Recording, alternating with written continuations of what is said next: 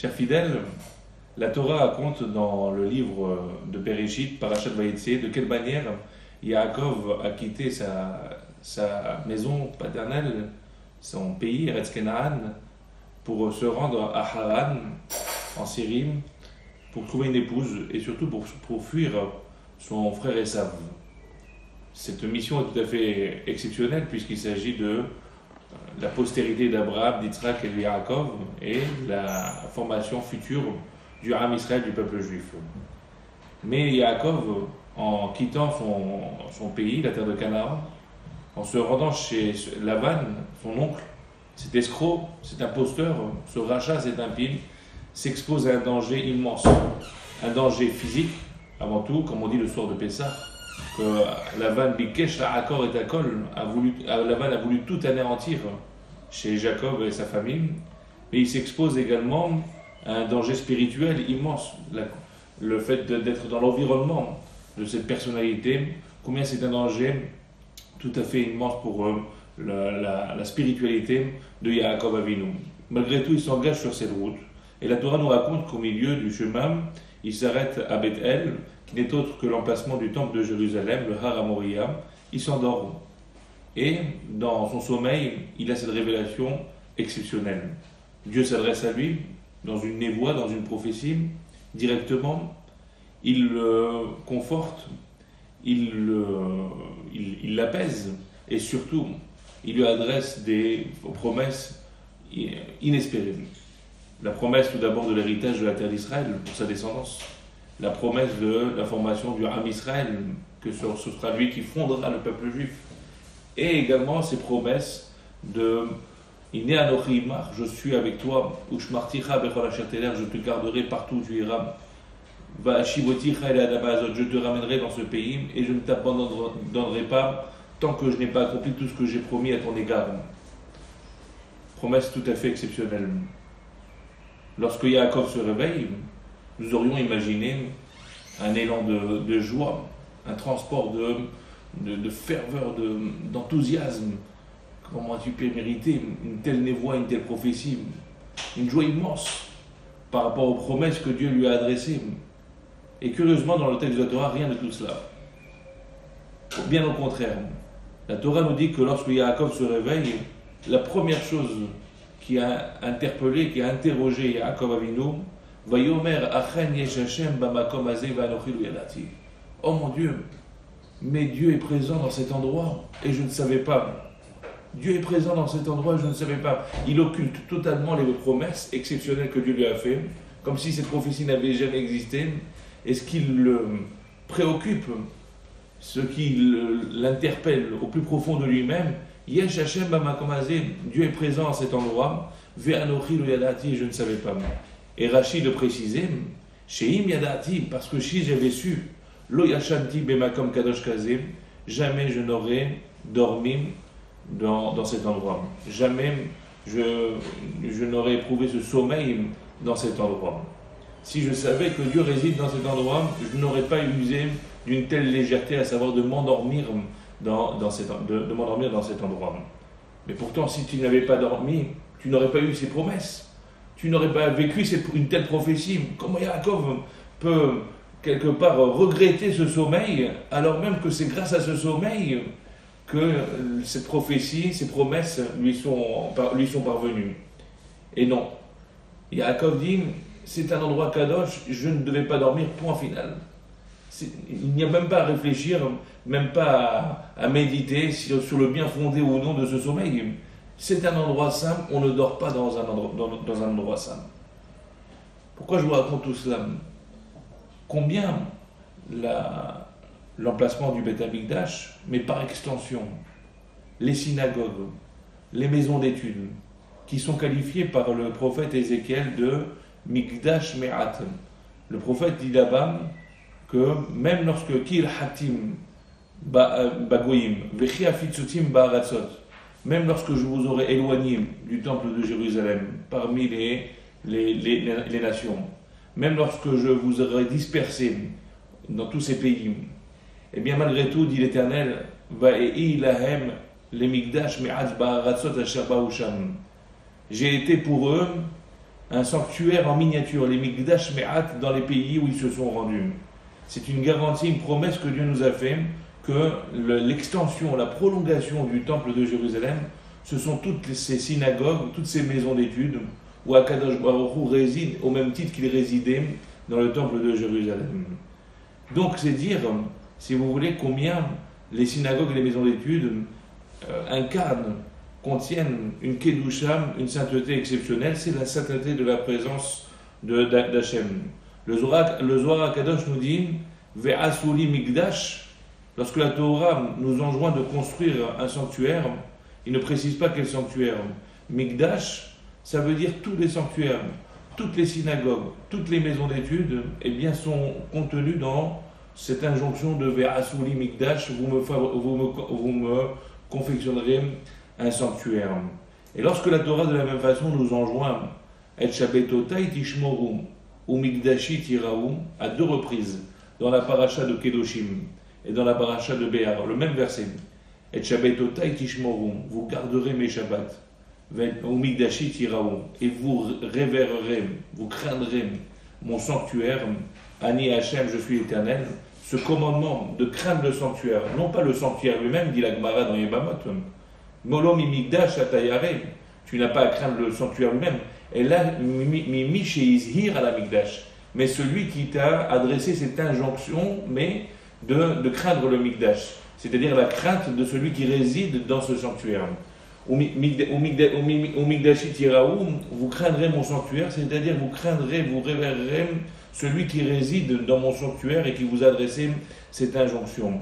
Cette mitzvah de craindre l'Éternel qui réside dans le sanctuaire, elle s'adresse non seulement au sujet du temple de Jérusalem, mais par extension, d'après la plupart des décisionnaires, il s'agit également de craindre l'Éternel résidant dans les synagogues et dans les bâtés midrashot, parce que la synagogue, c'est un mikdash, c'est un sanctuaire en puissance, comme le qualifie le prophète Ézéchiel, mikdash me'at, une sorte de sanctuaire de Beth Amikdash en miniature, que Dieu nous a prodigué en guise de substitution du temple de Jérusalem avant qu'il soit reconstruit. Donc nous avons un devoir d'ordre thoraïque de respecter l'enceinte même de la synagogue. Je ne parle pas de parler pendant les offices ou pendant la Hazara, la répétition de la Hamida, etc., ou pendant la lecture de la Torah. Même en mettant tout cela de côté, s'agissant de l'emplacement même de la synagogue, eh bien, combien nous avons un devoir de pénétrer, de crainte, de révérence, de soumission au moment où nous pénétrons dans la synagogue et lorsque nous nous asseyons dans la synagogue du début jusqu'à la fin de l'office. C'est pour ça qu'à ce sujet, le Shulchan Aruch tranche au chapitre 151 concernant les lois de la sainteté que nous devons à la synagogue, Bate Knesiot ou Bate Midrashot, En Nogagin Bahen Kaludrosh. Les synagogues et les maisons d'études, il nous est défendu d'y exprimer la moindre légèreté. Kegon, par exemple, Sehok, rire, Hitul, la moquerie, Vesiha Betela, et toute discussion vaine. De quoi s'agit-il lorsqu'on parle de discussion vaine?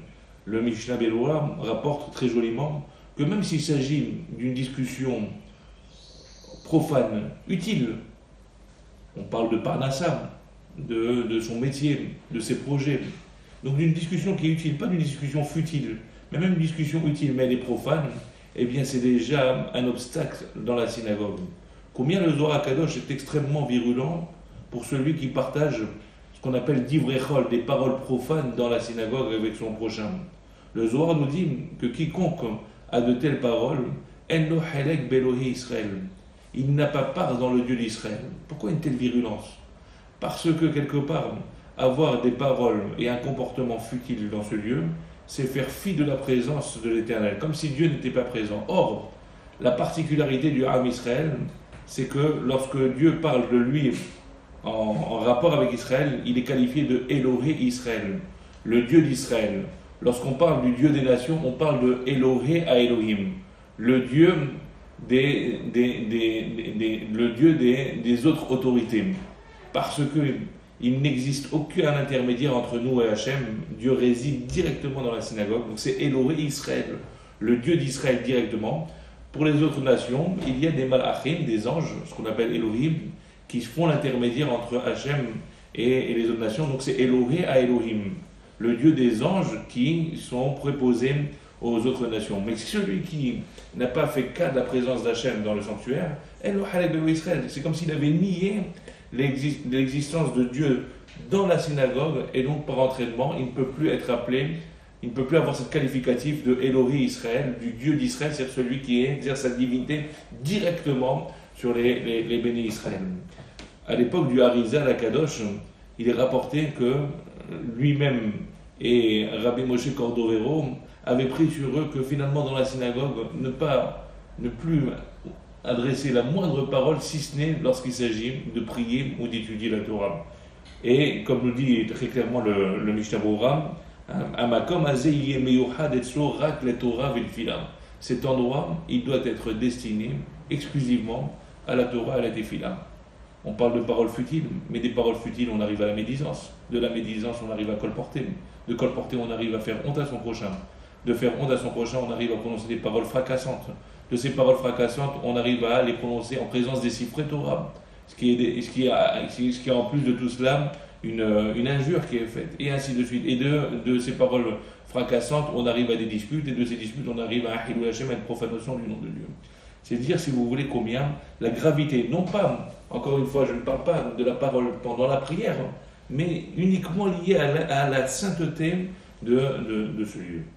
Pourquoi je vous raconte tout ça, si vous voulez, et pourquoi cet exemple de Yaakov Avinu est tout à fait exceptionnel. Il était prêt à renoncer à toutes les promesses que Dieu lui ait faites, plutôt que d'avoir manqué quelque part de kavod, de respect vis-à-vis de ce lieu, qui était un endroit saint. Il ne fallait pas dormir dans cet endroit. Je vous dis tout cela parce que nous sommes à la veille de Shabbat Nassau, le Shabbat, deuxième paracha du livre de Bamidbar, et on terminera cette paracha par un verset exceptionnel, Uvevo Moshe el Ohel Moed, lorsque Moïse a pénétré dans la tente d'assignation au moment de l'inauguration du tabernacle. Et j'ai envie de dire Uvevo Béni Israël el Neve Shalom, lorsque nous allons pénétrer dans Neve Shalom. Le retour est arrivé, Baruch Hashem, avec l'aide de Dieu. Eh bien, cette crise est, on va dire, partiellement derrière nous. Et nous avons la possibilité désormais, dès ce Shabbat, de revenir à la synagogue Neve Shalom. Mais il faut faire attention à deux choses. Première chose, n'oublions jamais que le devoir de Pikuach Nefesh, le devoir de sauvetage d'une vie, eh bien c'est un devoir qui est d'ordre toraïque. C'est le devoir suprême qui repousse toute la Torah. Lorsqu'il y a une vie en jeu, alors toute la Torah est contrebalancée. C'est la mitzvah de Pikuach Nefesh. Prier, c'est une mitzvah d'ordre rabbinique. Donc il faut faire très attention. Bien entendu que la primauté, elle va au sauvetage d'une vie humaine. Donc c'est pour ça que le respect drastique, rigoureux des lois sanitaires qui nous ont été adressées par les scientifiques et par le comité qui a été réuni au consistoire, eh bien, et pour nous est primordial. J'ai envie de dire, il est d'ordre de la mitzvah. Ce n'est pas simplement scientifique ou sanitaire, mais c'est de l'ordre de la mitzvah, puisqu'il s'agit de préserver, de protéger notre santé.